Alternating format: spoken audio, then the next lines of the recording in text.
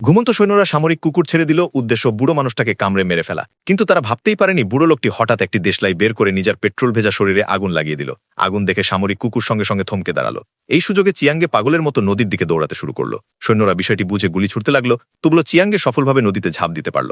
নিজের ভারী সোনার বারকে ব্যবহার করে সে নিজেকে নিচে ডুবিয়ে নিল।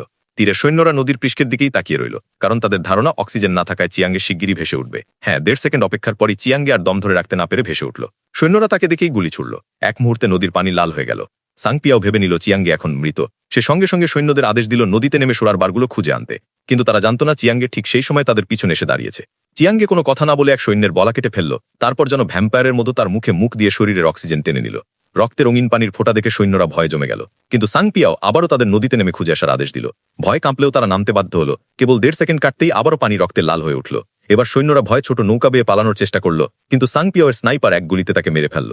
অদ্ভুত ব্যাপার, সৈন্য মারা গেলেও তার নৌকা সামনে এগোতে লাগলো। আসলে চিয়াঙ্গি নৌকাটিকে আড়াল হিসেবে ব্যবহার করে অন্য পারে পৌঁছে গেছে। সৈন্যরা দেখে সঙ্গে সঙ্গে ট্যাঙ্কে উঠে তীব্র গুলি বর্ষণ শুরু করলো। চিয়াঙ্গে মৃত সৈন্যদের দেহকে ঢাল হিসেবে ব্যবহার করে কষ্টে শিষ্টে প্রাণে বাঁচল। এরপর সাংপিয়াও আরেকটি পরিকল্পনা করল। চিয়াঙ্গের নিজের পোষা কুকুরটিকে ব্যবহার করে তাকে খুঁজে বের করবে। চিয়াঙ্গে যখন নিজের কুকুরটিকে দেখল, আবেগে তাকে জড়িয়ে ধরতে যাচ্ছিল, তখনই দেখতে পেল তার গলায় বাঁধা রয়েছে একটি বোমা। বিস্ফোরণের শক্তিতে চিয়াঙ্গে অজ্ঞান হয়ে গেল। যখন ধীরে ধীরে জ্ঞান ফিরল, সাংপিয়াও ইতোমধ্যেই তার কাছে এসে দাঁড়িয়েছে।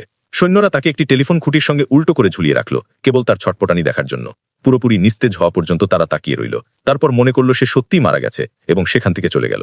কিন্তু তারা জানত না সবকিছুই চিয়াঙ্গের ঝকঝকানি। বাঁচার জন্য সে তার উরুর ভেতর লোহার রড ঢুকিয়ে গেছিল, যাতে শরীরের ওজন তার গলায় পুরোপুরি না পড়ে। রাত কেটে ভোর হলো। একটি নিচু দিয়ে উড়ন্ত বিমান শক্তিশালী বাতাস তৈরি করল। সেই ঝড়ে টেলিফোন খুঁটি ভেঙে পড়ল, আর চিয়াঙ্গে আবারও অলৌকিকভাবে বেঁচে গেল। কিন্তু নিজের সোনা লুট হয়ে যাওয়ার কথা মনে করতেই তার রাগ চরমে পৌঁছালো। সে শপথ নিল শত্রুরা তার সোনার বিনিময়ে ভয়ঙ্কর মূল্য দেবে।